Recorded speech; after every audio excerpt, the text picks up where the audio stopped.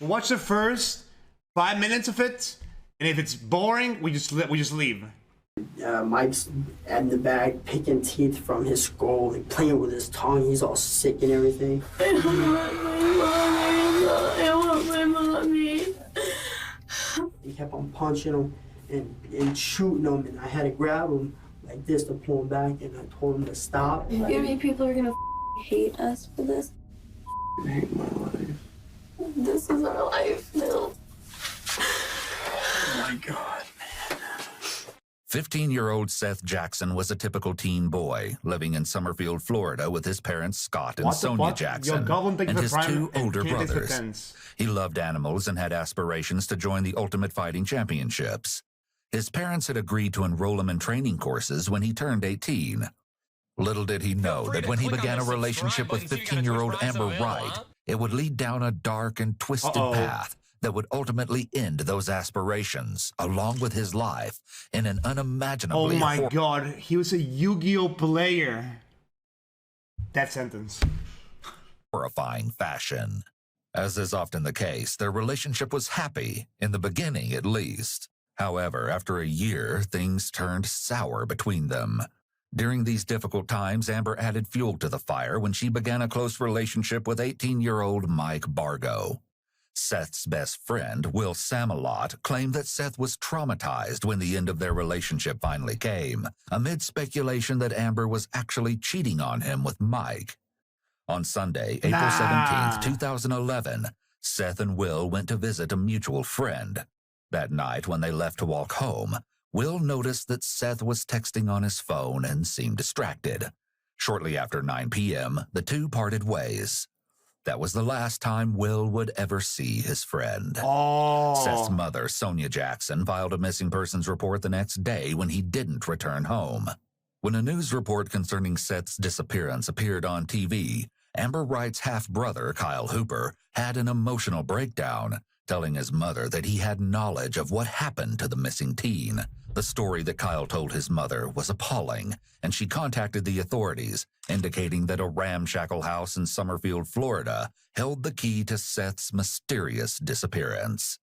When investigators visited this location and rounded up the suspects in Seth's disappearance, they soon learned that the full truth was far more grisly than they ever could have conceived. According to Kyle's testimony, Justin Roach Soto, Amber Wright, homeowner Charlie Ely, Mike Bargo, and he himself were present on the scene the night Seth went missing.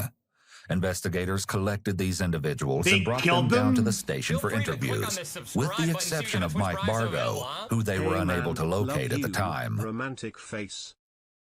What the f... Now, hold on. Pokemon is sexy.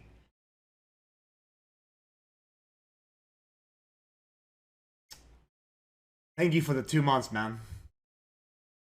Keep up the good work. When dealing with multiple suspects, such as I don't even want a funeral. They all look fucking stupid. When dealing with multiple suspects, such as in this case, one common tactic that detectives will use is to separate them, allowing each one of them to tell their version of events independently. Once an inconsistency is found, detectives will present this inconsistency to all of the suspects in the hopes that all of them will tell the truth. This technique would prove critical as detectives began to unravel the complicated skein of threads in a complex tapestry of murder, unveiling one of the most twisted and chilling motives we've ever seen in a case. Chills. No way. What follows is never-before-seen interrogation footage exclusively obtained by Ewu. You can sit right there, that's fine. Thank you. This guy's name is Ewu. 28 months, wow. This is 20-year-old Justin Soto. To his friends, he's known by the nickname Roach. He's the eldest of the suspects, and investigators believe that he may have intimate knowledge of what happened to Seth, as he is a current resident in the house. What's the issue? You know what? I have a feeling you're going to tell me, okay? Listen, I want you to understand something. Oh, yeah? Okay. I don't know what you do or don't know. You're not in trouble with me, okay? But this is extremely important. The detective tries to reassure Justin that he's not in trouble, but this might not be the entire truth. Police will often say things like this to gain rapport with suspects so that they'll be more forthcoming with the officers. Are you Sus. from around here? Like, I've lived here for a while, but I'm from Hawaii.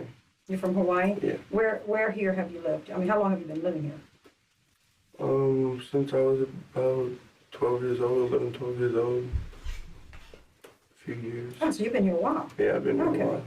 That's fucked. Investigations usually begin with discussions of general information Bro, like I'll be this, honest, so dude. the detective can get to know I'm the such a pussy, suspect dude. I and can't even begin to hurt make the them fucking feel comfortable insect. with the interrogators. I don't know how the fuck Let's talk you about kill your someone, tattoo, man. Do you mind? Yeah, I don't mind at all. Okay.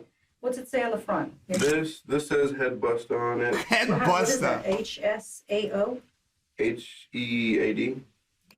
People generally like to talk about their tattoos and the meanings behind them, so it's an easy question to get the conversation flowing.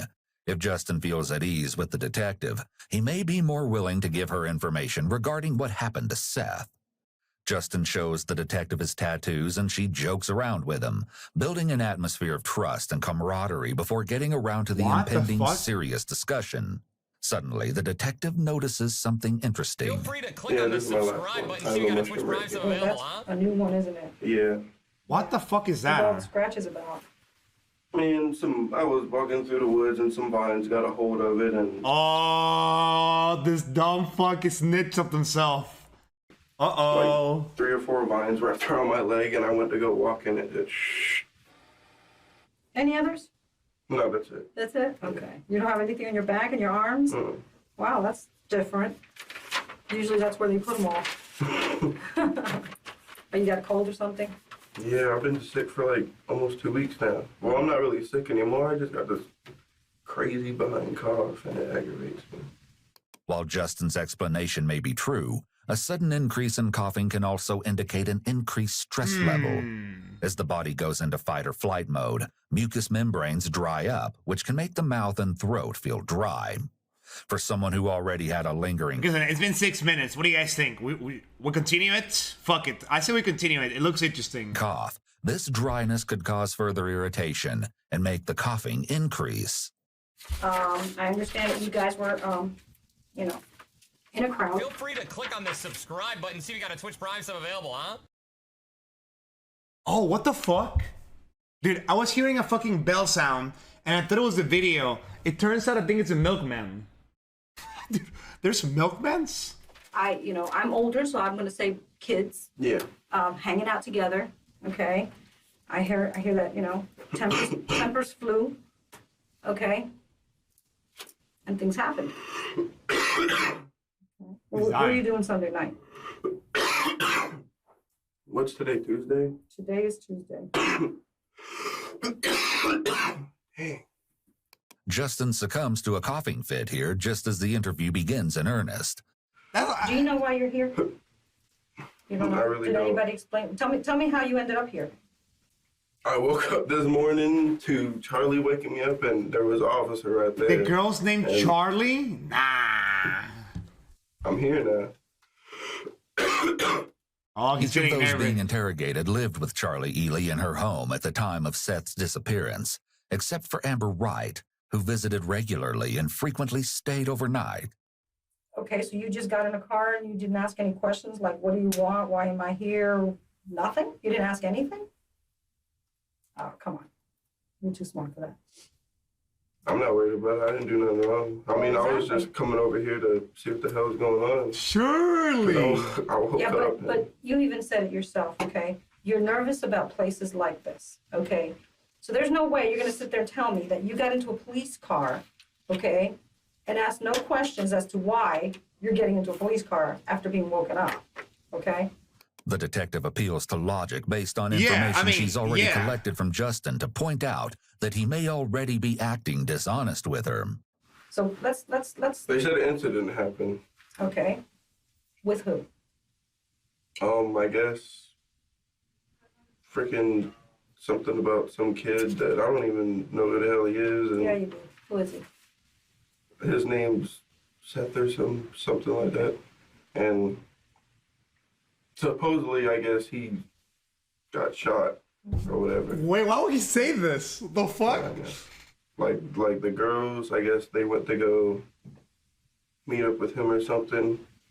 And What girls? Charlie and the other one. This is 18-year-old Charlie Ely. She's the owner of the house where Justin, Kyle Hooper, and Mike Bargo also Dude. live. Is Charlie a normal name for women? I don't like this room. I'm about to go crazy.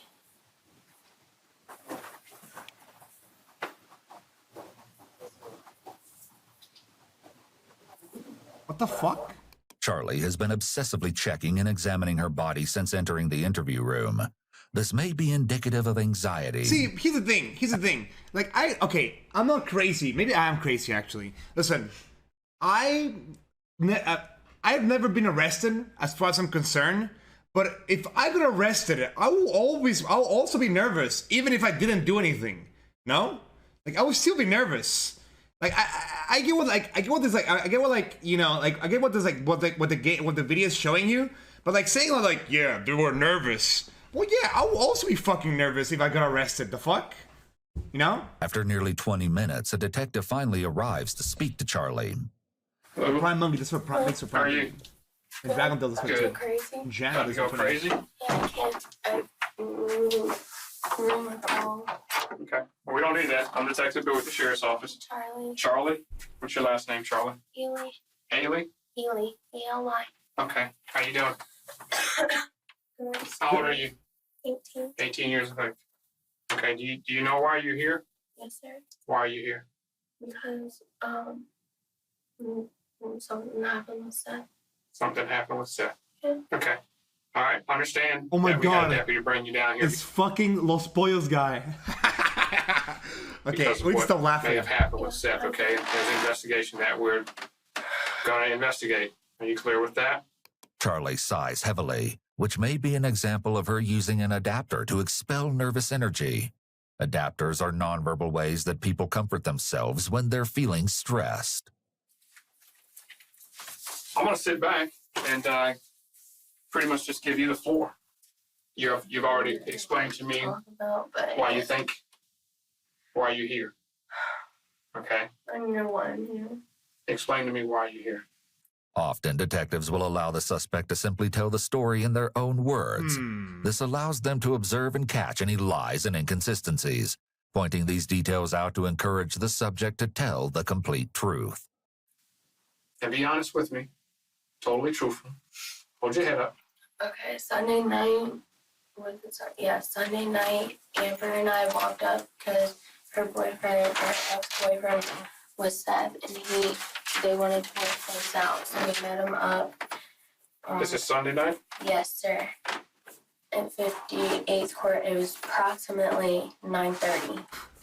So you met him on the corner? This is your last time to look at me, Charlie. They talked. What corner did you guys meet him on? I think it's 58th Court. I want to say that's what it is. And who all met there? Me, Amber, and Seth. Amber is, of course, 15-year-old Amber Wright, Seth's ex-girlfriend, the half-sister of Kyle Hooper, and suspected love interest of Mike Bargo. In another room not far away, she will soon begin a similar story. I introduced myself before. My name's Rhonda, okay? And I'm gonna talk to you about this, okay? Okay, I just need you to tell me the story, and let's start with the other night. I understand that you and Charlie went to another neighborhood or went down the street. Tell me how this all comes about. Unlike the other detectives, Detective Stroop goes straight into the story, beginning with Amber's role in the events. Well, me and him were already talking on the phone. Me and him. Seth. Okay, you and Seth. Did Seth call you or did you call Seth? Well, he had called me a couple days before that, and I didn't answer. Okay. So I called him that night. Dude, that's fucked up, bro. I mean, I don't know what's gonna happen to the guy, but dude, can you imagine getting a call from the girl that you like? Hey, dude, come over here, bro. And then bang, you fucking die. And correct me if I'm wrong, okay? You two had a relationship. Jesus. How was your relationship with him? Not the best. Tell me why you say not the best. We'd always fight. He'd always hit me and cheat on me and all that. So he was physically abusive to you? Yes, What? When Amber describes her relationship with Seth, she touches her hair, another adapter behavior. She may be feeling uncomfortable as she talks about this sensitive subject. Who all knew that? Me, Charlie, my brother. Okay, so Kyle knew about it. Was there a lot of people in the neighborhood just that ran around with you guys that knew this? Yeah. Because your mom, I understand, knew it. Mm-hmm. How come no one here like lawyer yourself, Seth bro? had Like, called you a few days before. has someone watched Saul Goodman? I think it was Sunday night. Sunday night. It was the night that this all happened. Okay, so you called Seth, and what did Seth say? Well, it started off, I was like, hey, I know you called me the other day and I didn't answer, but you wanted to make up. So do you want to make up or like try and be friends or something because I'm sorry for everything?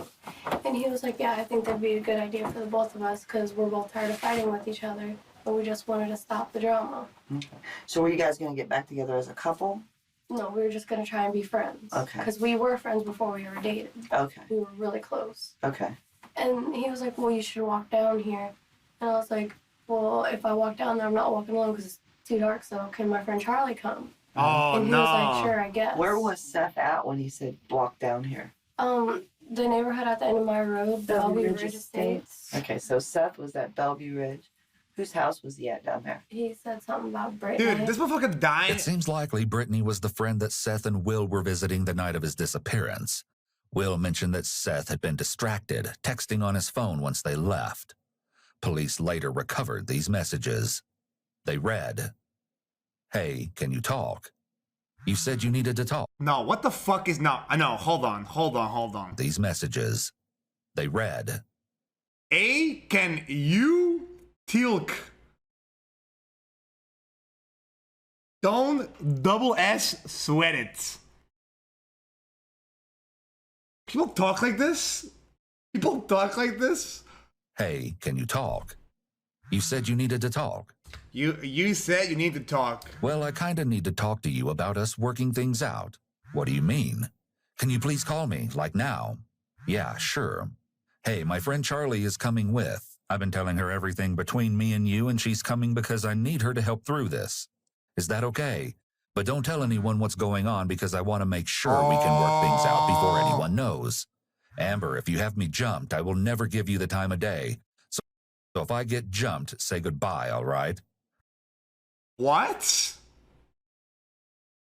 Amber, if you have me jumped, I will never give you the time of the day, so I'll get jumped, say goodbye, all right? Hey, so if I get jumped, say goodbye, all right? He knew. I swear you're not, Seth. I could never do that to you. I just want me and you back. Okay. That's I'm so walking up the hill fucked. now. I'm at the neighborhood road. Where are you? Sorry, I didn't want Will to hear me, but stay around the corner where me and you fought. Just wait right there, and I'll be there in a minute. This was Seth's very last text message. Senator, why don't you It's back it up interesting with a that he was source? suspicious My of Amber's sources motives that I here, made it the as he fuck fears out. that she's Redshell planning to have him Stone. jumped. No Perhaps he way, had a good dude. reason to be wary. So you guys went down there and talked? He We were talking for knew. maybe, He like, not even knew. 30 minutes. He knew And it. He his mom, I fucked, guess, man. texted him. Oh, I was that's so like, "Who are you sad, texting?" man. I thought we were talking. Fucking hell. And he was like, my mom told me either That's so right sad, now or man. never. And I was like, oh, okay. I guess they started arguing, whatever. And then he looked at me. He's like, Arguing with his mom through yes. text? And Okay. I guess he called her a bitch or whatever. I didn't want to get in it. And then he was like, look, I'm not in the mood to talk right now. I'm getting out of here for now. I'll see you around. And he just stormed off. So when he stormed off, we went back to my house. And about an hour later, he came to my house. Mike was off in his room like he always is. Okay. He never comes out. So he had no idea you went to see Seth or that you came back from seeing Seth that you're aware of? I didn't tell him. Okay. And Kyle's in the living room. What's Kyle doing? Kyle just sits there and watches TV like he always does. Okay, so he's just watching TV in the living room. Mike's in the bedroom. Okay, and then what happens? Seth comes to the house? Seth knocked on the door and Charlie answered it. And she was like, well, what do you want? And he was like, I just need to talk to Amber. Can I come in? I don't know what it is you're being careful about, okay? And it's okay to be careful. Oh, they're all lying. Okay, but the truth is what it is, okay? And that's what I need from you. That's pretty much what it is. I don't know the kid. Okay. I know he's a little white boy, and Using the phrase pretty much is what is known as an exclusion qualifier. Other examples of exclusion qualifiers could be saying something like not really or for the most part. It allows the person to tell some of the truth while hiding the rest. It's important to note that just because you hear someone use one of these statements, it's not proof that they are lying, but an indication that they may be. Okay, so that could be applied to anything, though. Like, couldn't you say that about everything?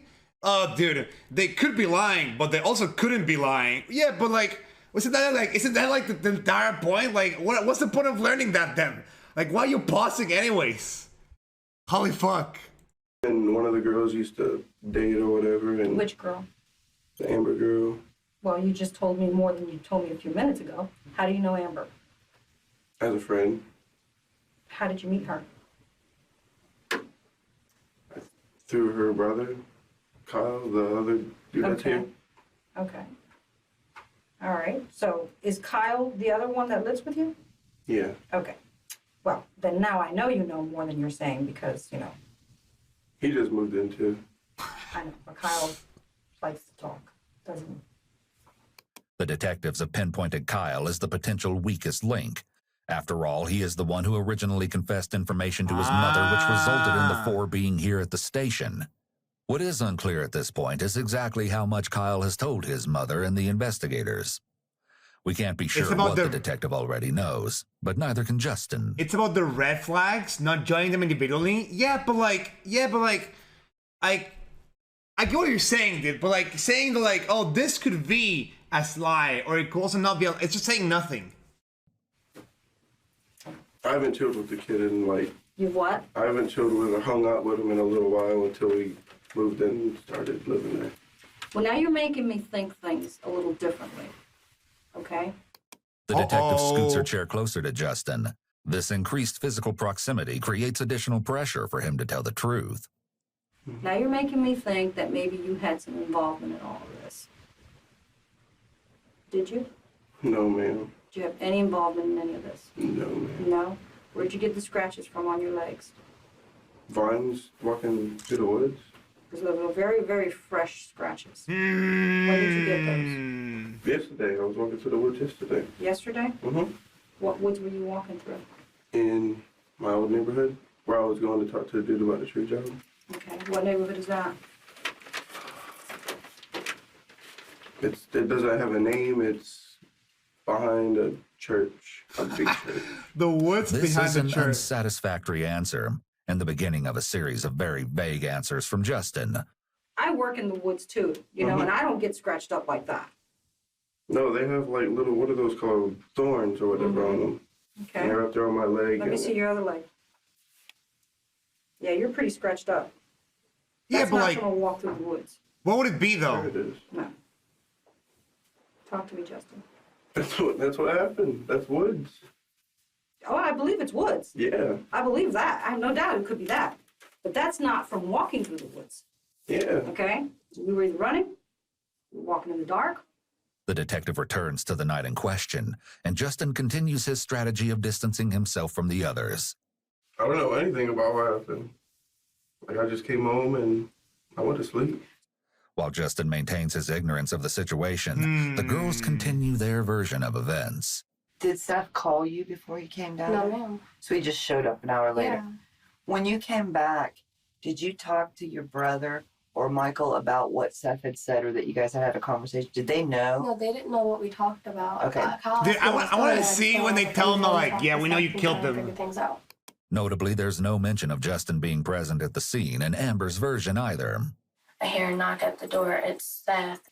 So I let him in, not thinking anything was Feel wrong free to with click on it. the subscribe button so you got a Twitch Prime still available, huh? Can you Love throw you, me? dude. See, but here's the thing. Why isn't that walking in the woods a bad excuse though? Why is it bad though? Wouldn't that make sense? Like, wouldn't you get like? I mean, I walked in the woods and I gotten scratches from the. No, wouldn't that just be a normal thing? No. Drawing of your house? I guess. I just want to try to get a picture of what Like a like exactly. idea. The detective may be having Charlie draw the floor plan to make sure her story is crystal clear. However, a methodically laid out floor plan could allow the detective to point out certain details that seem Dude, implausible this guy stood or no odd chance. He's as going well. against Gus. She let him in. He sits in the chair. Me and her are sitting by each other on the couch. And out of nowhere, Kyle just gets up and hits him. He So didn't were they like- arguing first before you hit him? You just No, Amber and Seth were talking, and Kyle comes out of nowhere and hits him, and me and Amber dart to my room. and where was And he at? Kyle said, "Get the fuck out." Wait, and hold he on. went out that way, and we hear Mike's door hit something, and Mike came out, and we heard gunshots. Okay. And by then, me and No, Charlie took come off. on. We shut the bathroom door, and we heard another door just fly open, and we just heard gunshot after gunshot after gunshot. What? And after maybe like 5 or 6 times of hearing it, it got quiet. And then I hear Kyle go, "What did you just do?" The introduction of a gun into this scenario does not seem to bode well for Seth, yet it's still unclear exactly what happened to him, as the girls were not visual witnesses to the event itself. It's difficult to piece together Seth's fate, especially since So there what hasn't happened been a to body him? recovered. How do you think Michael knew Seth was out there? He probably heard him talking. Okay. So it's one of them things where it's not that far apart. that Yeah, he- the house is The very house is small. he would know It's Seth's small. voice. Yeah. Oh, Okay. yeah. If we said anything to anyone, he would kill us. So this is next. after the gunshots. Yeah. He came back into the house. Yeah, with the gun. In And his he was hand? waving it around. What us. kind of gun was it? It was a revolver.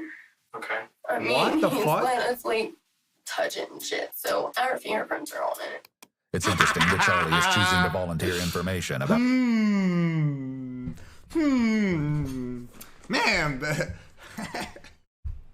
man, our fingerprints will be on the gun. I wonder why. Mike letting them touch the revolver at this point. It could very well be that she has a guilty conscience Yeah, and thank is you, trying to goodness. preemptively dismiss certain pieces of evidence that indicate her guilt, such as her fingerprints being on a weapon. The back door open and like I don't really know. Like I just heard a bunch of shit. Like he was Moving doing stuff something. around. Yeah. Okay, you documented that. Now, did you hear any voices or anything that you All told? I heard was Mike's voice. Okay, and what did you hear Mike saying? This is what you get. So when did you guys finally come out of the room? The next morning. Was anything different? Oh, it just smelled. See, like what happens bleach, here? What you know? happens if you lied, but it wasn't on purpose? Do you know where the bleach came from? No. The bleach. I had a bottle of bleach on the counter, but that's not there. So you had bleach and it's gone Yeah. now?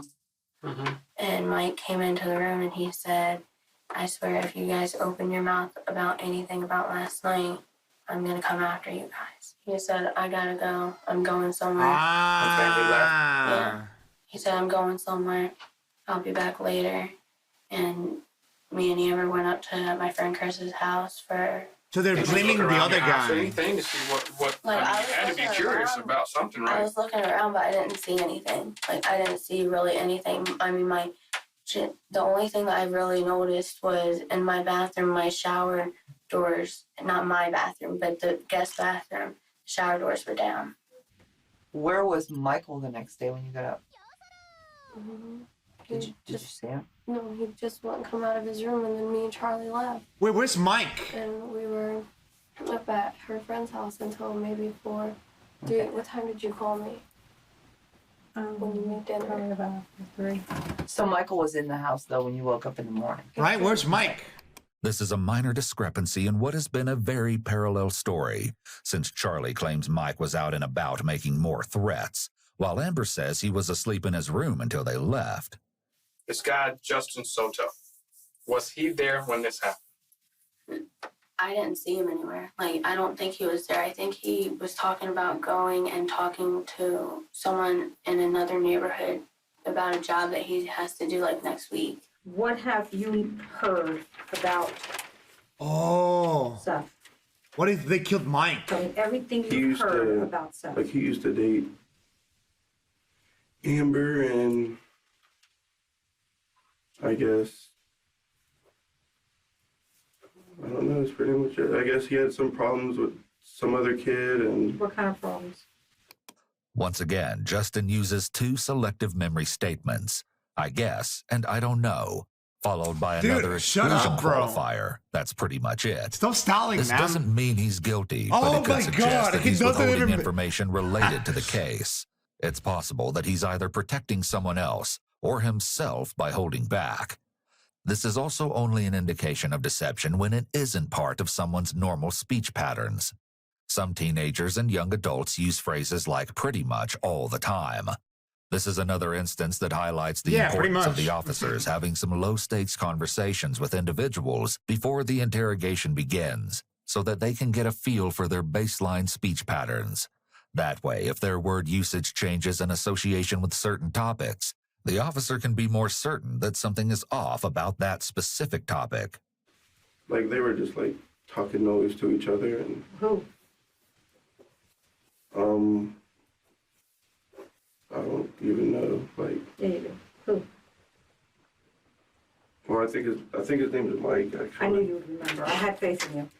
When did you It first was meet Mike? Oh, I met him, like, 2 years ago.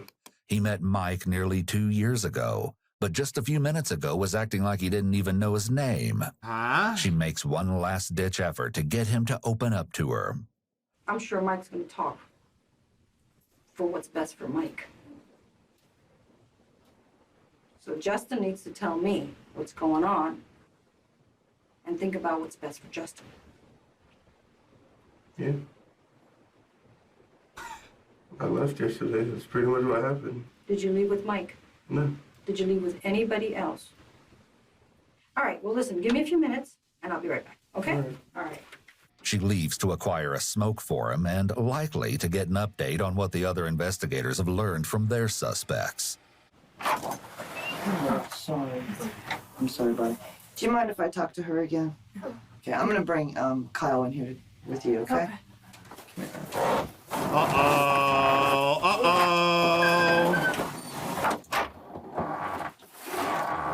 Can you mind be the mother, bro? It might be the mother and, like, you're not... This is 16-year-old Kyle Hooper, Amber Wright's half-brother. He's just finished a grueling one-on-one interview with a detective and is clearly distressed. Both your kids are in a thing for murder. Number two? Yeah. What do you mean? What we told you was in the storm. I mean, it was like everything was planned. Wow. Everybody? Everybody.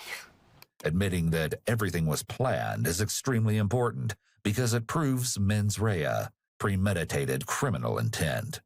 So not only has Kyle essentially admitted to murder on videotape, he's also admitted to a specific degree of murder. First-degree murder. What is the first degree? We're gone. They took my phone. Everything's gone. James is on it too. On what? Is it on this? Now Kyle has also unexpectedly implicated his stepfather, James Havens III, stating that he... Why does he look so fucking, like... he looks so deformed. ...is in on it, too. Kyle Hooper, much like his sister, has told detectives a bit of a story. Oh, so third-degree murder is like accidental. Oh, not accidental, on the spot. While first degree is like you fucking map that shit. Right? While his mother was present. However, they likely realize at this point that he is the weakest link, as he was the one who originally confessed to his mother. He certainly doesn't seem to want to tell the full story in front of her, so the detective pulls him out into a room alone, where he sits wiping ink from his hands from his fingerprinting. Little does he know, a confrontation is about to begin. So, sorry about that. What's wrong? Uh-oh. I want to be perfectly honest with you, okay? This is how I work. I'm giving you an opportunity right now to lie to me. Okay? If you take that opportunity, okay, you're a fool. No, I'm not lying to you at all. Everything that comes out of your little mouth right now better be 110% the truth, okay? All right, now let's start back at the beginning of this. And this is your one and only last chance to correct any discrepancies you may have of the story that you told me. Holy bro. Okay? Want to start fresh? No. Man, I'm scared. Yeah. Kyle, I'm sure you are. But you killed the motherfucker, Okay. bro. I don't want to guilt. I don't want to go through none of this. I didn't mean for none of this to happen. Okay, but you know what, Kyle? Right now is the time to man up. Right now is where the rubber meets the road. Okay? I can do nothing for you. I can do nothing. I can't talk to you if you're not going to tell me the truth. She may be trying to empathize with him to make him feel like she cares, but she makes no hints or promises that he won't be locked up or that she will help him. Meanwhile, Kyle is hiding his face with his hand, be honest, which may okay, indicate so- that he feels shame and wants to hide himself from the detective's gaze. Okay, so here's the thing. But if you come forward and you say that, like, you did it, or rather, you know, someone got killed or whatever, like, doesn't your sentence get reduced by a shitload because you're admitting to it? No? Let's start at the beginning, okay? Just you and I here, just start at the beginning. Tell me what really happened. Not all? Kyle begins his story with important insight into his state of mind that night. He and his biological dad did not get along, which may have been a major factor in Kyle's sudden decision to move in with Charlie. To that end, he sold his laptop to raise quick cash for rent, and that instigated an argument with his mother. Feeling like he was losing his family, he went to his stepfather, James Havens, for mental support, who later dropped him off at Charlie's house.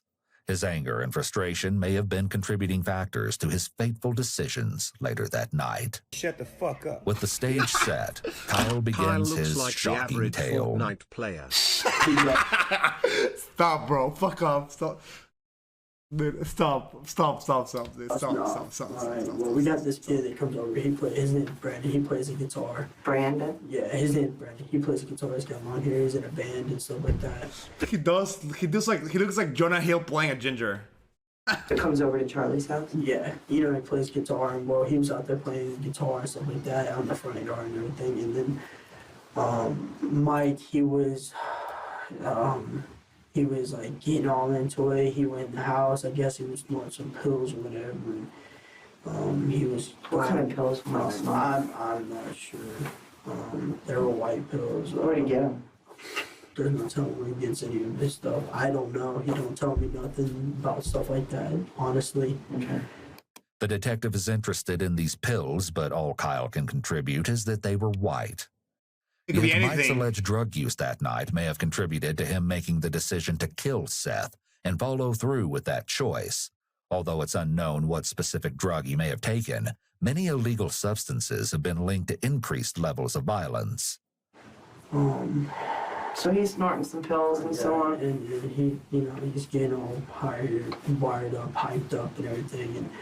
And somebody brought up the name Seth, and he's like, man, I want to go on a killing spree tonight. He's like, I just want to. And What? he's like, you guys down? And I told him no.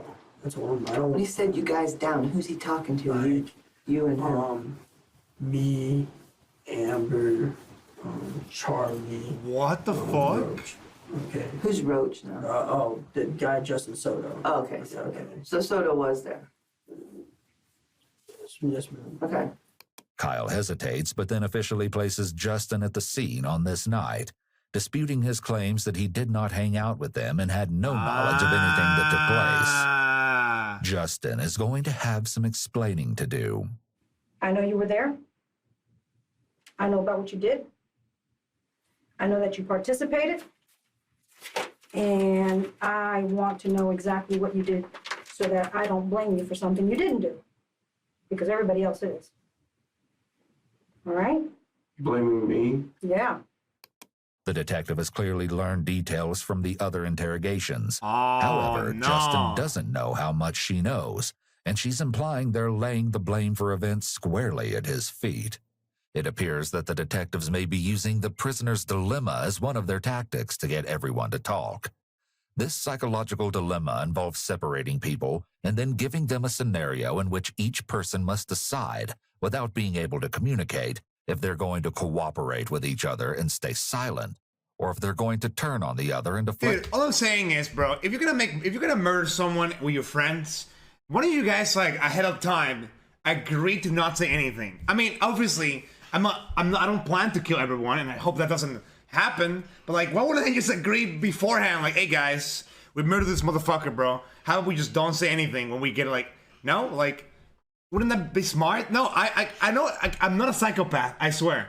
I'm just wondering, like, wouldn't that just be obvious? Blame off of themselves.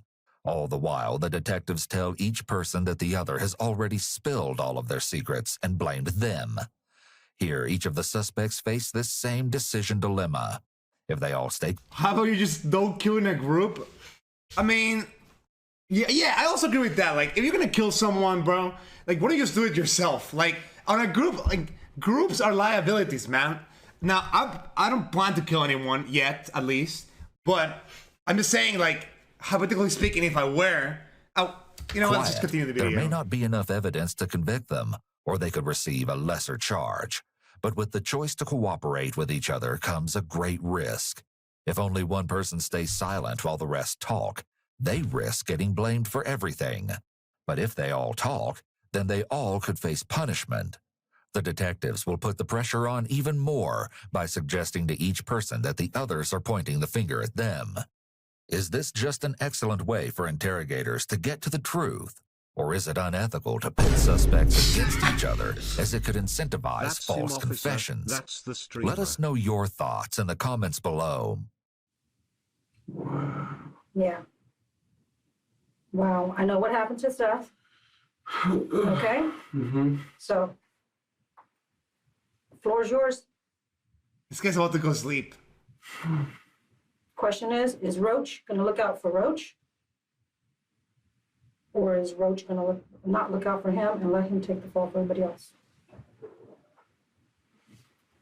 Well, since you put it that way, this is what happened since they were.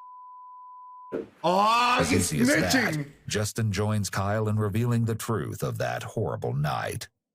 Meanwhile, Kyle's grim story is far from over. Mike has just taken the pills and is amped up and ready for violence. Was he talking about killing? Was he talking about killing Seth?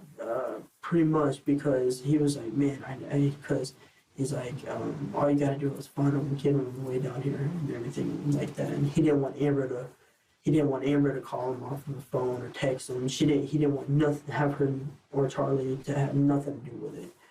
What could Seth possibly have done to stir up such animosity with Mike? This couldn't have been a random event. There had to be a motive. Perhaps Amber has already given investigators a clue. Why does Michael not like Seth? Because he likes Amber. Yeah. Oh, okay. So have you ever Dude. dated Michael? We've never. They dated, are but going we've to always jail had because things. they wanted to fuck a bitch? Nah, bro. This all goes back to misogyny, bro. All roots go lead back to misogyny. Despite what Amber says here, Seth certainly feels like she and Mike were in a relationship. The two former lovebirds engaged in a social media war after the breakup, which demonstrated how chilling at the house with Amber and Kyle, bored as shit. Damn, I really miss my baby G. Love you, Amber. Seth Jackson liked this. Dude, he liked his own post, man. Like, it can't be, like motherfucker got murdered and he liked his own post. It's over. volatile things Wait, have via Xbox Live. What? become between them. Click on this subscribe In button so you can February get of Twitch Prime available, 2011, before the breakup, their Facebook posts were what one might expect from teens in love. But then on March 23rd, Amber announces that she is done, followed approximately a week later by a similar post from Seth, indicating that he is now single. Seth and Amber continue to express their frustrations, which leads to an online war, with friends on both sides providing support and sometimes a voice of reason when they take things too far. On April 3rd, Seth seems to want to extend the olive branch, but Mike gets involved and Amber makes it clear she wants nothing to do with Seth. According to some sources, it was around this time that Seth challenged Mike, and the two got into a fight. Despite being younger by 3 years, Seth apparently won the fight, deepening the rivalry between them. Battle lines are drawn. Amidst this online chaos, it's no wonder that Seth was suspicious about being jumped when Amber suddenly wanted GF to get murdered by a whole group. Ain't no way troll despair. to make nice with him and get back together. Holy, he's just that guy. He's that guy. Dude. She agreed to it. Your brother told me everything. So you can sit there and you can continue to lie on me, walk out and treat you like a piece of garbage. Or you can sit here and treat me with the respect that I treated you with. Okay? And you can tell me the truth. Holy. What's your choice gonna be? Okay, speak up so I can hear you too. Okay? Alright. So let's start at the beginning again. Can you tell me The story? weakest And the first Xbox time, player. that I think you're lying. I'm getting up and walking out of here, and I don't care what happens to you. Yes, ma'am. Do you understand me? Yes, ma'am. Oh my God. The detective is far more aggressive now.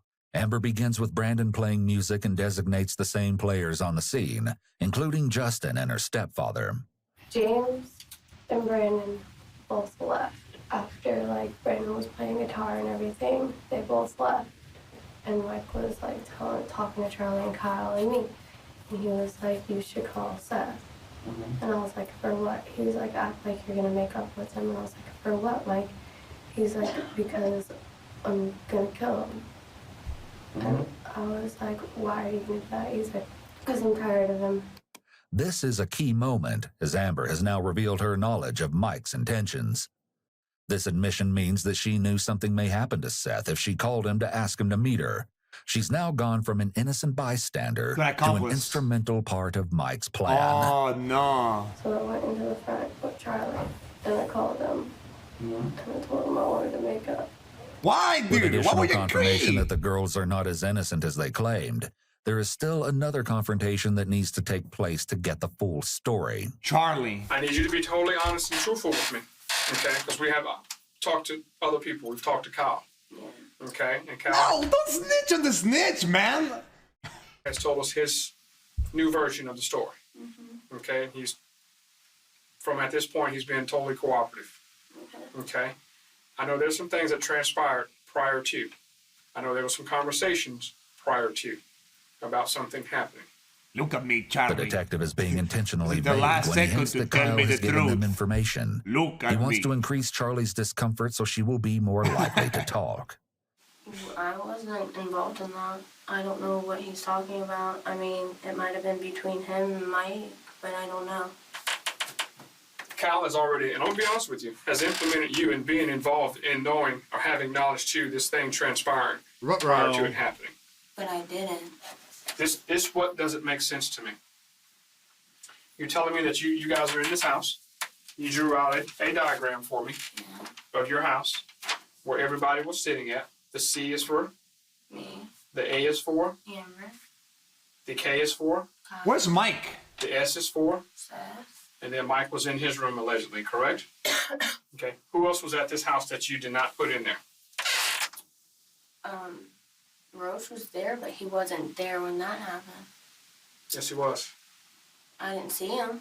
It seems likely that Kyle, Amber, and Charlie had previously coordinated with Justin to leave him out of the events completely.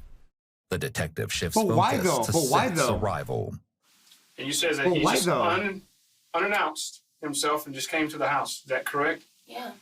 No one told him to come to the house. No. How did he come to that house? Because I'm telling you right now, there's a different story in that other room. I mean, he walked. I mean, I understand he probably walked with his left foot and his right foot, one in front of the other, and he physically came to the house. Holy fucking shit, dude.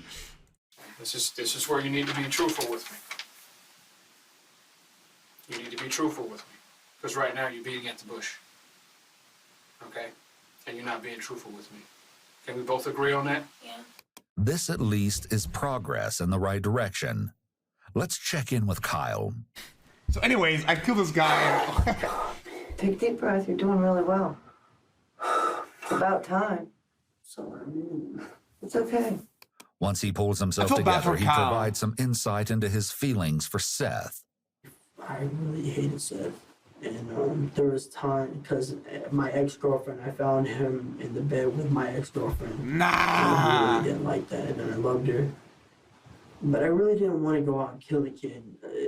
It wasn't my intention. And he come, all right. Well, Mike was talking about it. He's like, listen, he's like, I'll do it. And believe it or not, Amber wanted it done. Amber don't want nothing to do with him. Amber wanted him dead and gone. He deserved it. What? Kyle is deflecting responsibility off himself by justifying what they did, by blaming the victim and stating that he deserved it. I wanted him dead, but I didn't want to do it. And Okay, you know what? He's honest. I didn't want nothing That's to be a good. part of it. I didn't want nothing. But Mike said he would do it. Mike said he would do it. So you and talked he to Mike kept about on it. saying, man, I'll take the blame for it. I'll take the blame for everything. I'll do it. I'll do everything.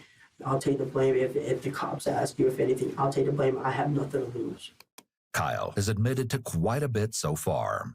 He seems to mistakenly believe that Mike could take all the blame for killing Seth if he's the only one who pulls the trigger. Uh-oh. It's whatever. And Amber agreed to it. Everybody was agreeing to it. So did Soto agree? Huh? Soto? Roach? Everybody agreed. He Like I agreed? said, everybody agreed. Amber agreed? Mm-hmm. And Jay, Charlie agreed? mm-hmm. Wow. Mike said he would do it, and you agreed. So there's 5 people. Yes, ma'am. Okay. The detective makes it perfectly clear that Kyle is stating that each of them were involved in premeditation for murder. Dude, where's this going, I can't man? do this. It's got to be done now. He's like, wait, Mickey, he's sitting in the love seat. He's like, it's got to be done now. Mike opened the door. I come out. I hit him over the stick, the head. Where was Seth when you hit him? He was in the Oh, chair. And I hit him over the no. head with the stick. And it broke 3 times on him. Kyle had previously admitted that both he and Justin Soto intended to hit Seth to make it easier for Mike to kill him. This is considering aiding in the murder and could make them just as culpable as Mike. Jesus. He's now admitted that he actually followed through on his part. In another room, Charlie's detective is about to use this event to perform a coup de grace. A what? At no time did you ever say, when Kyle hit Seth across the head with this stick, board, or whatever this object was, what the hell are you doing? What's going on? If you didn't know what was going on. You see the picture I'm painting now? Obviously, you had to know what was going on, okay? Because any person in their right mind would have asked this question. If you and I are sitting in this room, and whoever's sitting over here, and I just start beating the hell out of him, aren't you going to wonder what's going on? You never said that. You know why? Because you know why? Because you knew. Why? Because you knew. Something might have happened. Exactly. Charlie finally admits that she knew something might happen. Once the detective started being aggressive about her lies, it didn't take very long for her to break under the Dude, pressure.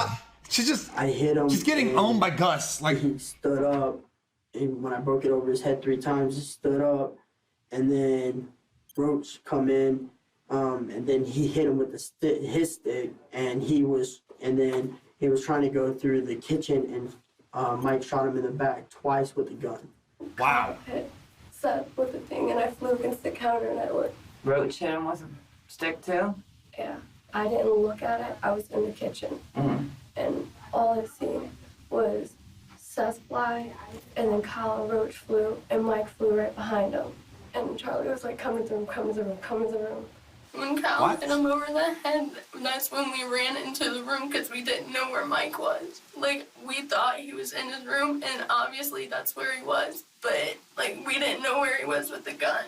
Okay. And then he was still trying to go out the front door, and Mike just kept on shooting him. I kept on telling Mike, I was like, stop it, let him go. And he just kept on shooting him. And he goes out the house. I just got out of the way and like pumped his ass. And Roach grabs him like this and Seth on the ground and has him choked. And I don't know what he did to his knee, but he kind of messed up his knee, and Roach rolled over. Who messed up his knee? Roach, Okay. Soto. And he rolled over, and Mike come up and shot him in the head, and that's when it was over. Mike shoots him. Dude, this guy's dude, okay, I don't know what happened, dude, his story, but Mike's a fucking Sigma male, bro. Walk into our house, gets hit by 3 different sticks. The man's like suffering, gets shot in the back 4 times, and the guy still has the strength to fucking, like, attack him. Oh my god, dude. How many times? It's like 5 times maybe, I guess. Right there on the 5 spot? times.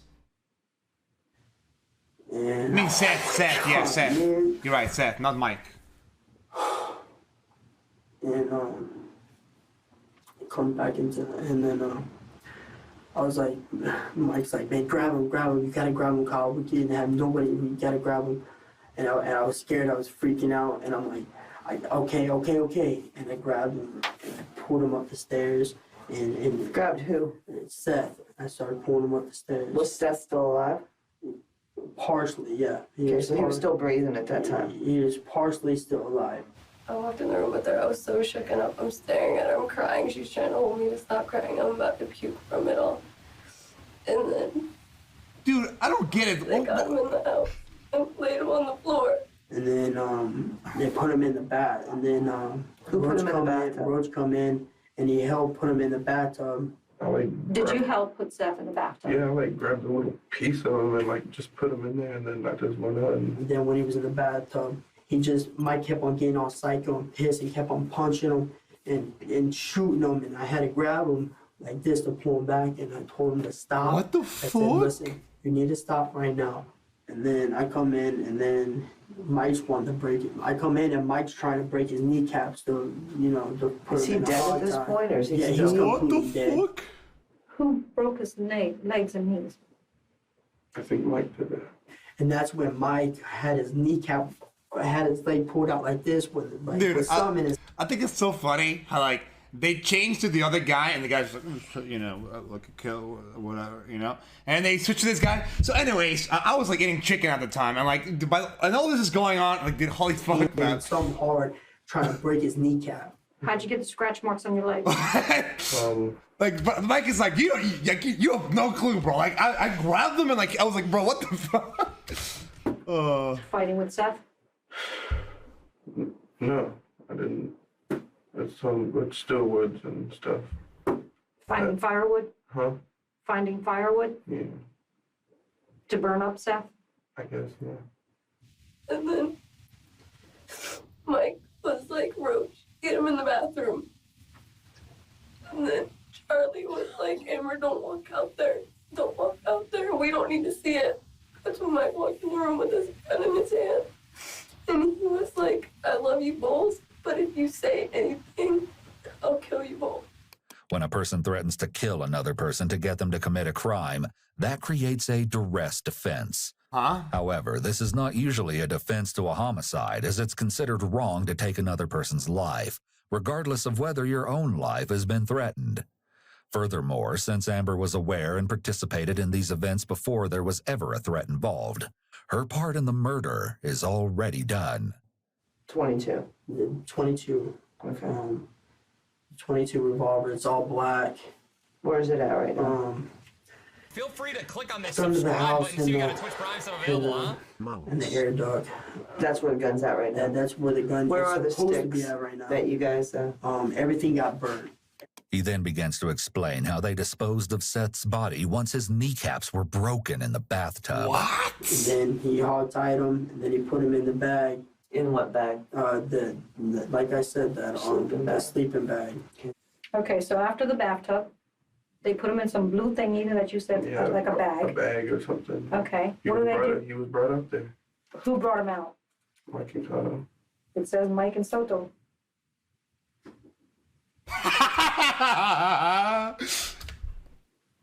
Well, they brought him up there first, and I just like dragged him a little bit. After a pause, Justin amends his story since the detective already I'm so knows he was fucked. involved, But holy but just fuck. a little bit. He'd already been collecting wood for the fire, and now they got it started in the backyard, preparing to dispose of the body in the bag. We had these two tires. The tires, now the rubber was supposed to. Holy against fudge, I'm what Mike said stroking my was- dick right now. This story is making me hard. Break my kneecaps for me, Mike. Shh, shh, shh, shh, shh, shh. Supposed to overdo the Bro, smoke, no. the burnt body, something like that. Go. So Where'd you get the tires? Go. the tires were already in the front yard. They come off of some car or something, and then I come out there, and then Roach was telling me something about the shovel. Like I guess he hit him over the head with a shovel or something, because he was still like Mike's psycho. He's crazy. The guy's completely dead, and he's still hitting him. If what Kyle is saying is true, Mike continuing to strike the body with a shovel could suggest that he's trying to relive the experience of killing Seth. What? He may have felt a rush of adrenaline when he first attacked the victim, and he wants to feel that excitement again. The drugs Mike took may have also contributed to his frenzied behavior. You and Mike stayed out there and watched the body burn in the fire, I right? stayed out there. You stayed out there by yourself? Yeah, most of the time. Okay, well, thank you. I appreciate your being honest about that, okay? Holy. So I guess it was your job to make sure the body burned? Yeah. I just wanted it all to be over. The next morning, when the fire's out, Mike prepares what remains of Seth's body for disposal. We're just going around there. Mike's in the bag picking teeth from his skull, like playing with his tongue. He's all sick and everything. What? He's putting them into them paint, them containers with paint and everything, the ashes and everything. Who's helping him do that? He was at that point. He was just doing everything by himself at that point because everybody just said, "F it, we're done." Where is Seth right now? Where is all of his body parts? It's somewhere in Ocala. Where? Oh, it's some rock quarry thing or whatever. This quarry was a place Mike had once gone swimming with an ex-girlfriend, and he knew it was a desolate place, perfect for disposing of the paint buckets that contained his victim. It's out. You brush your teeth, right? Yeah. You know what toothpaste look like, right? Yeah. You ever mashed it? Yeah. You ever try to put it back in there? It can't go back in. Can't. I want my mom, mother-in-law. Can't go back in, can it? No. Somewhere nearby, Damn. Amber faces the music for her part in the debacle. What were you thinking? I was scared. What were you scared of? There was no threat I was at the scared time of but there was no threat at the time. Seth wasn't even there. Mhm. So what are you being afraid of? Seth wasn't even there. There was nothing for Mike. Mike, you said, Mike told me, I love you both. He would never do anything to hurt you. What were you thinking about getting Seth up there? I don't know. I wasn't thinking at the time. Did you just hate Seth that bad? I didn't hate him. I was hurt. Does your mom know about this?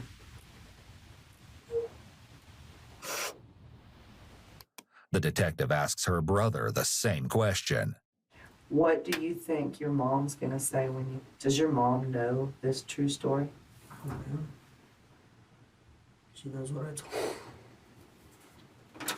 What do you think mom's gonna say? Jesus, dude. Not one of her children, but both her children are involved in murder. Last but not least, there's Justin. I just don't want to get into more shit. I didn't even want to get in this shit. I just wanted to get my life together. Yeah, you're fucked, I brother. was planning on going to the military and everything, but it's fucking out of the picture now. Well, Why- my life pretty Why much is didn't out you of the just, picture. let me ask you this, you're telling me you wanted to get your life straight, this, that, the other. I don't That's all bullshit, because if you wanted to get your life straight, you know what you would have done? Not kill You would someone? have not participated in this, and you would have called the cops and said, this is what's about to happen to this kid. You gave no regard to another person's life. Why didn't you call 911? I don't call 911. You don't call 911, I don't like being over the line. but you let a person die. Because that's the honorable thing to do.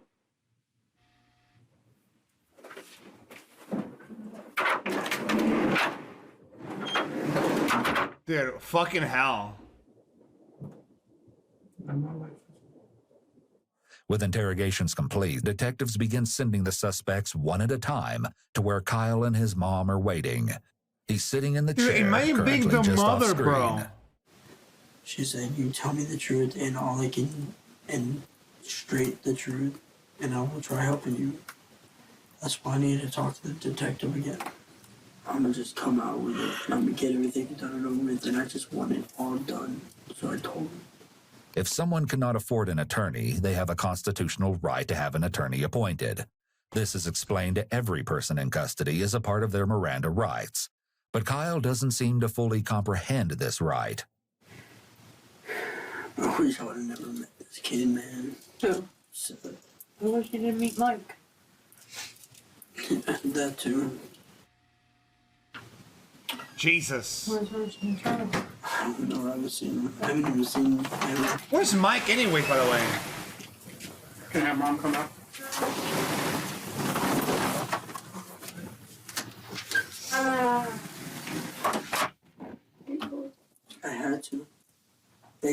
lying. Immediately, Amber confronts Kyle. What a bitch, bro. For a second. Is that your mom's purse? Yeah. Let me give your mom. Oh my god, Gustavo Fring. No, actually. So, we've interviewed Amber, Charlie, and now you can't now. I know you're lying to me. They immediately begin talking about the interrogation. It's likely that they're unaware that they're being recorded. Uh-oh. I'm sorry, guys. He's not gonna wait for me. Charlie taps her arm where her husband's name is tattooed. With the prospect of facing incarceration before them, the conversation turns to their feelings You were married the entire time? about the idea. Yeah, that's what I'm terrified. I am too. Because I'm actually going to an actual jail. And then an actual prison. It's no like juvenile. Dude, you know what's fucked? The reality is that these people don't even feel remorse for what they did. Like, they're not even talking about how fucked they are. They were like, oh, dude, we're gonna go to prison. That's so bad. Dude, right? Like, what the fuck? I'll probably be going. You can't, you're 15. Yep, they can trial me as an adult because I actually. In time, they begin to speculate about the one person who is still missing, Justin. So for you, and if you were done getting interviewed, Roach was already out. What about dude, Justin's like thinking about killing all these 3 motherfuckers. So where's Roach now? And I even said if they don't do anything, if like they don't do anything about us with us, then we're gonna have to watch our backs. Well, with my. With anybody. With everybody. You know how many people are gonna hate us for this? People that don't even know us are gonna be looking for us if we get out of this. No shit. Why? There's a 15-year-old kid murdered. Because of us. Do you honestly think people want to be around that? Do you think people think there's those kind of people are supposed to be here? Yeah, but it's not our fault. Hell, I don't even like the kind of people, and I'm one of them now. I don't And I even. didn't even do anything. Right. Holy copium, bro. Bro, you called the motherfucker in. Holy fuck. Throughout their discussions, they've been placing the blame squarely on Mike as the ringleader, discounting their own contributions to Seth's murder, as Dude. Kyle does here. They seem to struggle to acknowledge what they've done or take responsibility for their own actions. Amber, where are the clothes that you had on that Sunday? After Amber answers the detective's question, Kyle takes the opportunity to try to find out some information. Can you tell us anything? What's gonna happen to Yep, us? I sure can, and I will. Just in 1 second, just let me go back and tell him what she said. What shirt did you have on? This is the story. You're an adult, correct? Juvenile and juvenile, correct? Am I right? Mm-hmm. You two are under 18 and you're 18. You're all going to be booked with first-degree premeditated murder. You two will go to the juvenile assessment center. You will go to the Marion County Jail. Okay?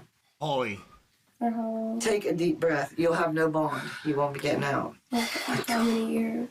Oh, honey, this is not. Listen to me. Everybody, just take a deep breath. Like, well, since we really didn't do anything. No. See, but you did. First of all, let's get over that hump right now, okay? That we really didn't do anything because everybody's complicit here. A person died. A person was murdered, okay? We all knew about it. Dude, what is wrong with these people, bro? We all planned it. We were all involved in getting it done. So let's hop that hurdle first, okay? Let's man up to the fact that, damn it, this was a pretty heinous crime and we all had something to do. Oh, for fuck's sake. With it. Now we got to deal with what will happen to us from that, okay? Yeah, well, it was like the fact, like, I know I was scared because Mike had a gun and You know what? Stop it. Do you think we haven't been listening to everything you guys have been saying in here? Are you that stupid, really? I know. And just stop. Because I don't even, lying to me just makes me just, ugh. hate it. I wasn't lying. Oh, yeah, you were. You lied about a few things. But anyway, that's what's going to happen. It is one step at a time. Remember to breathe. That's how we get through stuff like this, okay? But you know what? I will say, you, sir, I have a lot of admiration for because at least you told the truth. Having praised Kyle for his honesty, she informs them that they will be booked, but that they still have the trial to determine their guilt or innocence. What? How? Is Roach going to I do the need same her. thing? Yes, he is too. He's admitted his part. He will be booked also. She tells Kyle and Amber they will let her see her mother before they... Hold on, by the way. Where the fuck is Mike, by the way? Where the fuck is Mike? And then departs. The staggering reality of their situation begins to sink in. We're all in for murder. They lied. You know what's the worst part about this type of things? Is that they don't feel bad about killing Mike, about Seth. They feel bad about the fact that they're going to jail. That's some of the most fucked up part. Except for this guy. This guy's based as fuck. Well, besides the murder part. Because at least he admits that he did it and he says, yeah, it is what it is, you know? But everyone else is just on denial, bro. What? Did you say, why did you lie? This is our life now. Oh my God, We didn't do anything with the body or anything like that. I get 5 years, I'm 20 by the time I get out. Amber is unable to grasp the true magnitude of what a first-degree murder conviction would mean. 5 years would be a drop in the bucket compared to what she can expect. Just 5 years? Oh, wait. No. That's what she thinks. I lied. What? Did you say, why did you lie? This is our life now. 5 years. We didn't do anything with the body or anything like that. I get 5 years, I'm 20 by the time I get out. Amber is unable to grasp This dumb fucks think it's only 5 the years. true magnitude of what a Holy first-degree fuck. murder conviction would mean. 5 years would be a drop in the bucket compared to what she can expect. And I'm gone, Joe. Joe's gonna be gone. He's not gonna stay. Yeah, At all. yeah. It's like 40 years old, no? Like it's like they don't, I'm pretty sure like first-degree murder is like the worst that you can do besides like probably rape. You know? Light us all. I'm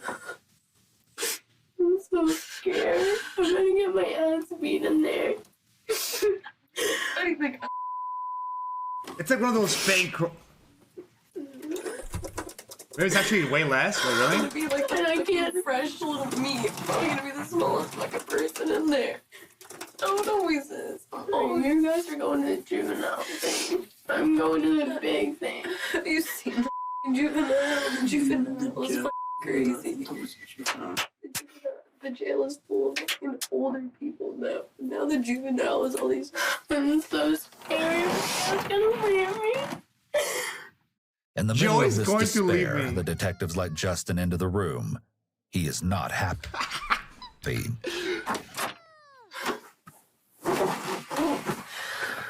We're screwed. Yeah, I know that. Yeah. And Mike's fucking running while we're all handling it for him. Oh, Mike ran away. I want my mom. I don't want.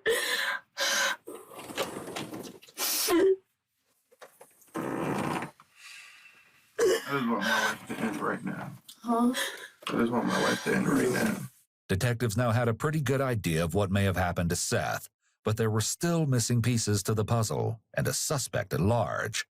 However, everything was about to fall into place. Until? Later that same night in Stark, Florida, James Williams Sr. was driving home. He'd only stopped at work long enough to tell his boss that he needed the night off because there was something very important that he had to do. That something was taking Mike Bargo to turn himself in to the police. No way. Mike was his daughter's boyfriend, so Mr. Williams had offered him sanctuary in good faith, unaware of the real reason Mike needed a place to lie low. Yet just before, for his overnight shift, Mike admitted the truth to him, or at least a version of it, and agreed to turn himself in. Now cleared of his work obligations, Mr. Williams was on his way to help him do just that. However, as he neared his house, he witnessed a multitude of flashing blue lights surrounding it. It seems the police had already tracked Mike and were going to relieve him of his duty. This is James Williams Sr. He is the father of Mike Bargo's girlfriend, Kristen, and is the man he chose to stay with while on the run from police. Tell me how you became involved in this and what knowledge do you have? Okay.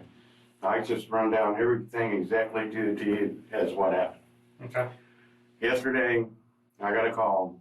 Wait, is it like a final plot twist? From him, actually from my daughter, wanting to know if he could come up and stay at my house for a couple of days. Dude, what if Mike didn't do anything?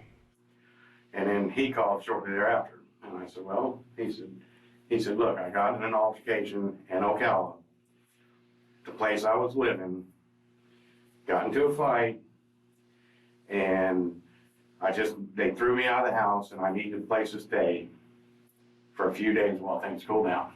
And he said, and he started getting all emotional, and I kind of figured it was something, I said, what's going on, Mike? And he said, Jimmy, he said, at that point, I believe he said yesterday or the day before, I believe he said the day before, that somebody had raped his little sister. What? And he shot him 8 times and killed him. Mike seems to feel the need to get things off his chest, but still can't bring himself to be completely honest. Huh? And I started talking to him, and I said, look, man, I said, I'm telling you right now, I don't need no trouble like this. And I said, you don't either. The best thing for you to do is turn yourself in. And he pretty much agreed that that's what he was going to do. Said he was going to call his father to come get him. Mr. Williams claimed he had a strict job, so he had to go check in before he could request time off. He went to do so, intending to come back and be the one to take Mike to the station, even though he didn't tell him. While he's gone, Mike decides to open up to someone else in the household. This is Crystal Anderson, Mr. Williams' live-in girlfriend. Oh. She was at the house during Mike's visit. And then after I got done cooking, and I got Jim up to go to work, and he left, Mike's like, can I talk to you? And he said that the little girl that lives there, that's 15 years old, said that her boyfriend had raped her. And I was like, oh my God, are you for real? And he's like, yeah, and he's like, I killed him. I said, what? Mike completely unburdens himself, telling the entire story to Crystal as she listens in horror. So he According lied. to Crystal, Mike claimed that he killed Seth because Seth had allegedly assaulted Amber. Because James and Crystal are important figures in his girlfriend's life, he may have wanted to make himself look better in their eyes. That's so fucking If stupid. he said he only killed to protect a girl he saw as his little sister, he may have believed he would appear more sympathetic to them. And he said that after he did that he took 5-gallon buckets and put the ashes in the buckets. Him and the girl's stepdad had drove them to some place where they go swimming at. And it So where's took Mike? cinder blocks and tied them to the bucket and threw his body in the river. Crystal's story cements James Haven's culpability as she describes that he was involved in disposing of the body. Wait, what? Several accounts place Justin Soto at the scene, too. Allegedly, Amber texted James Havens, her stepfather, and asked him to come to Charlie's house. Once there, James helped Mike and Justin load the paint cans, cinder blocks, and a dog leash into the back of his truck, and Mike gave him directions to the quarry. There, they used the leash to tie cinder blocks to the buckets and threw them into the quarry. And he called his dad. And this dad told him that's what had busted through their house. And they were looking for him. And I told him, I said, Mike, I said, you got to tell Jim what's going on. you got to tell him. I said, I can't let him get in no trouble because you want to be crazy. And I had called my cousin that was across the road, but nobody was home because I was scared. I didn't know what to do. Okay. So where's Mike, bro? Yeah. I want to see his Now interview that with these bro. interviews have concluded, there is, of course, one more person who the police need to have a little chat with. Which one? This one or that one? That one's in No, there. not there. I got one. Oh, it's Mike. This is 18-year-old Mike Bargo, mastermind and instigator of the Seth Jackson murder. I mean, he looks He like a flops murderer, down in bro. the chair where the detective directs him, his body language immediately seeming to indicate that he will not be as cooperative as his fellow conspirators. Yo, like, I get these off the way. They're really killing my wrist. Mike may be feeling powerless, so he tries to take control of the situation right away by asking to have the handcuffs removed. The detective complies, likely to build goodwill. I got a hole in that hand, and as you can tell. Okay. I'm the detective from the County Sheriff's Office. Okay? Oh, he has. You know He's why like. I'm here to talk to you. Okay? Before we talk or anything, I have to advise you of your rights. You understand that? Mm-hmm. You understand each of these rights I have explained to you. Dude, imagine how scary it is to be in front of a guy that murdered someone. I'm saying to me, do you wish to talk to me now? I'd like to give him one phone call, because I need to get over somebody. I need to call my lawyer. You want to talk to a lawyer? Is that what you're telling me? I mean, I'll talk to you, but I don't want to call my dad. I want to call my dad. Hold on a second. You just said you want to talk to a lawyer. Did you want I talk to a lawyer, or do you want to talk to me? I want to clarify that first. I'm talk to a lawyer. Okay. Stand up. The detective cuffs him again and leads him away. Before questioning has even begun, it is over. The so-called Summerfield Six, It's over. Mike Bargo, Amber Wright, Kyle get a Hooper, life, you Charlie fat Ely, Hello, Justin Sir Shep. Soto, and James Havens III were charged for their roles in Seth Jackson's murder and faced trial. That's fucked. James Havens III was charged as an accessory to murder after the fact for helping dispose of the body and pleaded guilty. His sentence carries a penalty of up to 30 years in prison, but the most recent updates indicate that his sentence was deferred. Amber, Kyle, Charlie, and Justin were Wait, what is the third? What is the third? What is that? I lost. I missed something. What is the third?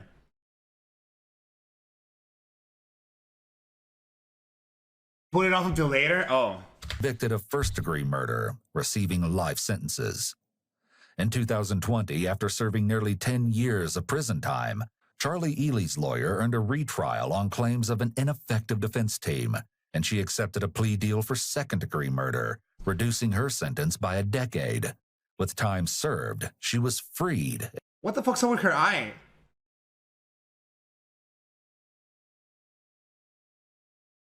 In 2020, after serving nearly 10 years of prison time, Charlie Ely's lawyer earned a retrial on claims of an ineffective defense Bro, she got that 360 view, bro. What the fuck? team, and she accepted a plea deal for second-degree murder, reducing her sentence by a decade. Oh. With time served, she was freed at 27 years old. As both the primary instigator and shooter, Mike Bargo was sentenced to death for his crime and awaits his fate on death row. His last words before heading back to his cell after sentencing were reportedly, "May God have mercy on my soul." What? Holy, that ending. What the fuck?